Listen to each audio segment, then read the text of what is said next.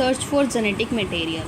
1969 में quest to determine mechanism for genetic inheritance reach molecular level. इसका मतलब क्या है? क्वेस्ट का मतलब होता है जानने की इच्छा। तो मतलब उस टाइम पे जो साइंटिस्ट हैं उन्होंने क्या सोचा कि जो ट्रेड्स हैं वो कैसे पास हो रहे हैं पेरेंट्स से प्रोजेनी में।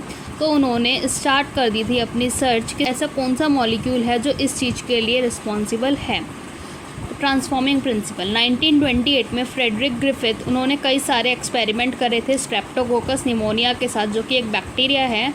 उसके एक्सपेरिमेंट के दौरान लिविंग ऑर्गेनिज्म बैक्टीरिया लिया, वो अपनी फिजिकल फॉर्म में चेंज हो गया। When bacteria grow on cultural plate, जब बैक्टीरिया को कल्चरल प्लेट पे ग्रो कराया तो वो दो तरीके की कॉलोनीज प्रोड्यूस करता है, स्मूथ शाइनी कॉलोनीज और rough colonies, S and R. जो स्मूथ शाइनी कॉलोनीज थी वो S strain bacteria have mucus या पॉलीसैक्रिहाइड कोट। जो एस स्ट्रेन बैक्टीरिया था उसके पास एक म्यूकस या फिर पॉलीसैक्रिहाइड कोट था, वही आर स्ट्रेन मतलब रफ कॉलोनी में नहीं था। अब जो एस स्ट्रेन है जो कि वायरुलेंट है, वायरुलेंट मतलब आप पॉइजनस कह सकते हैं हम उसको, जब उसने माइस में इंजेक्ट करा तो माइस मर गया था। और आर स्ट्रेन जो कि नॉन वायरुलेंट है, माउस में इंजेक्ट करने के बाद माइस लाइफ था, मरा नहीं था, जिंदा था। He was able to kill bacteria by heating them. उसने क्या करा, उसको हीट करके उस बैक्टीरिया को मारता था जिसकी वजह से क्या हो रहा था, उसका प्रोटीन और एंजाइम्स डीनेचर कर जा रहे थे जो कि उसके सर्वाइवल के लिए ज़रूरी होते हैं। ऐसे स्ट्रेन जो कि वायरलेंट था, अब जिससे कि माइस में इंजेक्ट होते ही माइस मर जा रहा था, तो उसने क्या करा, उस ऐसे स्ट्रेन को हीट किल्ड कर दिया जिसकी वजह से जो प्रोटीन्स और एंजाइम थे वो डीनेचर हो गए। तो जब उसने उसको इंजेक्ट करा माइस में तो माइस लाइफ था, जिंदा था। अब ऐसे स्ट्रेन जो कि हीट किल्ड था जिससे माइस जिंदा था, और आर स्ट्रेन जो कि नॉन वायलेंट था जिससे माइस जिंदा था। तो बट उसने उन दोनों को जब मिक्स करके माइस में इंजेक्ट करा तो माइस मर रहा था। तो इससे ये कंक्लूजन आया कि जो आर स्ट्रेन है somehow been transformed by heat killed S strain bacteria. जो आर स्ट्रेन है वो किसी ना किसी तरीके से ट्रांसफर्ड हो रहा है S strain heat killed bacteria से। तो जो ट्रांसफॉर्मिंग प्रिंसिपल है वो transform from the heat killed S strain, heat killed S strain से एक ट्रांसफॉर्मिंग प्रिंसिपल जो है वो ट्रांसफर्ड हो रहा है, जो इनेबल कर रहा है आर स्ट्रेन को to synthesise a smooth पॉलीसैक्रिहाइड coat. और वो क्या हो जा रहा है, वायलेंट हो जा रहा है, जिसकी वजह से माइस मर रहा है। This must be due to the transfer of genetic material. तो ये किस चीज़ की वजह से हो रहा है, ये जेनेटिक मटेरियल के ट्रांसफ़र की वजह से हो रहा था। Biochemical characteristics of transforming principle. Prior to the work of Oswald Avery, Colin MacLeod and Madeleine McCarthy, 1933 to 1944, the genetic material was thought to be protein. अब जब इनके वर्क से पहले ही देखा गया था कि जो जेनेटिक मटेरियल है प्रोटीन है। अब जब इन्होंने साथ में वर्क करा मिलके to determine the biochemical nature of transforming principle in Griffith experiment, Griffith के एक्सपेरिमेंट में जो ट्रांसफॉर्मिंग प्रिंसिपल है उसका बायोकेमिकल नेचर पहचानने के लिए तीनों ने साथ में वर्क करा।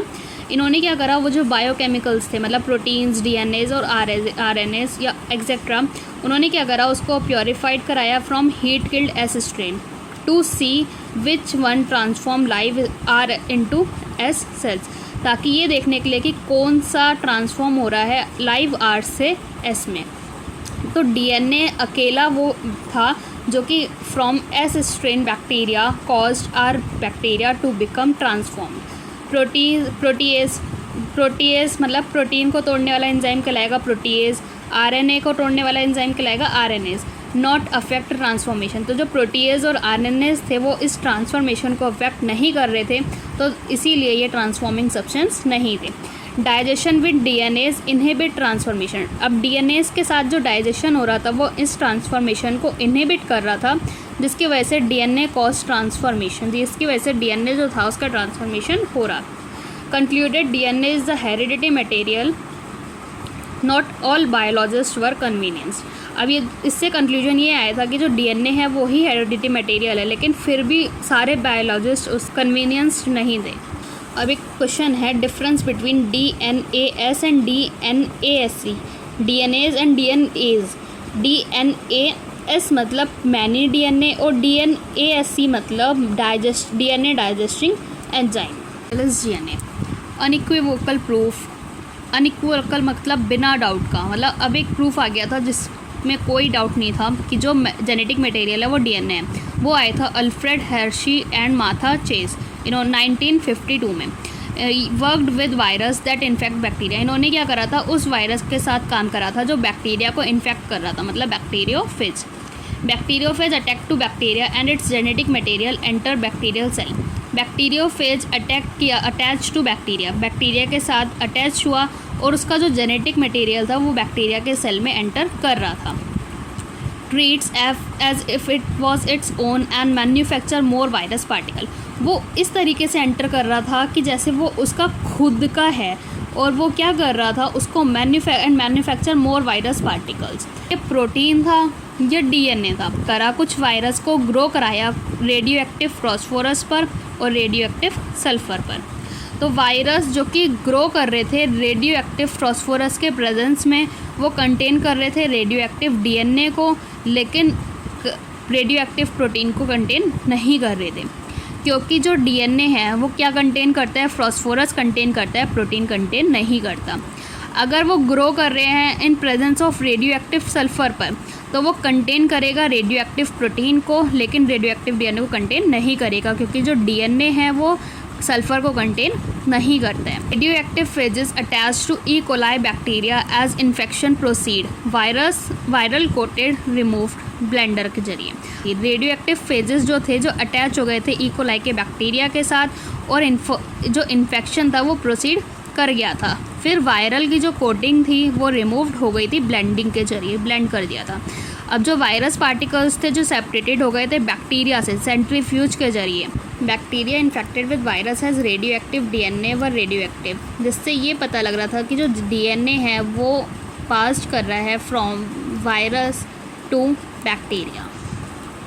उसके पास जो रेडियो एक्टिव डीएनए था वो रेडियो एक्टिव था, लेकिन हैड रेडियो एक्टिव प्रोटीन, जो उसके पास रेडियो एक्टिव प्रोटीन था वो रेडियो एक्टिव नहीं था। Therefore DNA is the therefore genetic material that is passed from virus to bacteria. देखो रेडियो एक्टिव दो ले लिए थे, एक तो रेडियो एक्टिव प्रोटीन जो कि लेबल्ड था 35 सल्फर, रेडियो एक्टिव डीएनए जो कि लेबल्ड था 32 फॉस्फोरस। अब इसने क्या करा, पहला इन्फेक्शन, दूसरा ब्लेंडिंग, तीसरा सेंट्रीफ्यूज। अब पहले क्या हुआ, ये इसका जेनेटिक इन्फॉर्मेशन सेल में आया, इन्फेक्शन हुआ, फिर उसके बाद जो कोटिंग थी वो रिमूव हुई ब्लेंडिंग के ज़रिए, फिर उसके बाद सेंट्रीफ्यूज हो गया, मतलब जो वायरस के पार्टिकल्स थे वो सेपरेटेड हो गए उस बैक्टीरिया से। अब यहाँ देखा गया था कि कोई भी रेडियो एक्टिव सल्फ़र 35 डिटेक्टेड नहीं हुआ था, और यहाँ पे रेडियो एक्टिव फॉस्फोरस डिटेक्ट हुआ था सेल में, ठीक है, जो कि पैलेट हुआ। और यहाँ पे साथ ही साथ रेडियो एक्टिव 35 सल्फ़र डिटेक्ट हुआ था सुपरनेटेंट में, यहाँ पे no radio activity detected in supernatant. Supernatant मतलब एक फ्लूइड हुआ जो कि बैक्टीरियोफेज का कवर है। तो genetic material DNA versus RNA. DNA act as a genetic material unequivocally resolved from Hershey and the Chase experiment, ठीक है। अब कुछ वायरस में जैसे कि आरएनए जो कि जेनेटिक मटेरियल होता है, जैसे कि tobacco mosaic virus, QB bacteriophage etcetera, एक ऐसा मॉलिक्यूल जो एक्ट करेगा जेनेटिक मटेरियल की तरह, वो फुलफ़िल करेगा कुछ रिक्वायरमेंट्स, जैसे कि able to generate its replica, मतलब रेप्लिकेशन, जो कि डीएनए में भी होता है, आरएनए में भी होता है, प्रोटीन में नहीं होता। केमिकली और स्ट्रक्चरली स्टेबल होना चाहिए, और provide scope for slow changes, मतलब म्यूटेशन होना चाहिए जो रिक्वायर्ड होता है इवोल्यूशन के लिए।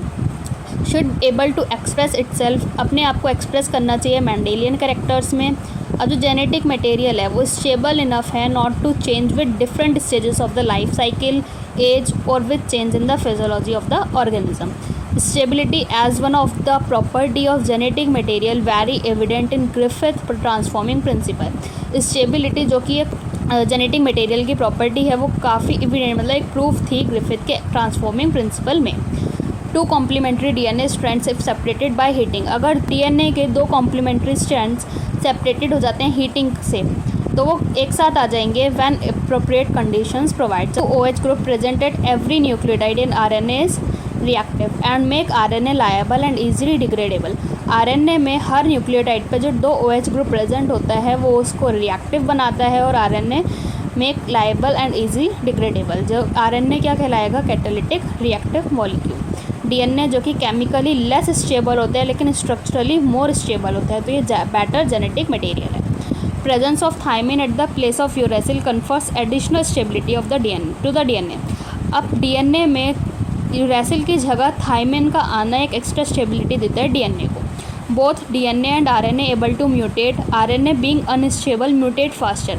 दोनों ही म्यूटेट कर सकते हैं लेकिन RNA अनस्टेबल होने की वजह से फास्ट म्यूटेट करते हैं। वायरस जिनके पास RNA जीनोम होता है और शॉर्ट लाइफ स्पैन होता है म्यूटेट करते हैं और इवॉल्व करते हैं जल्दी ही।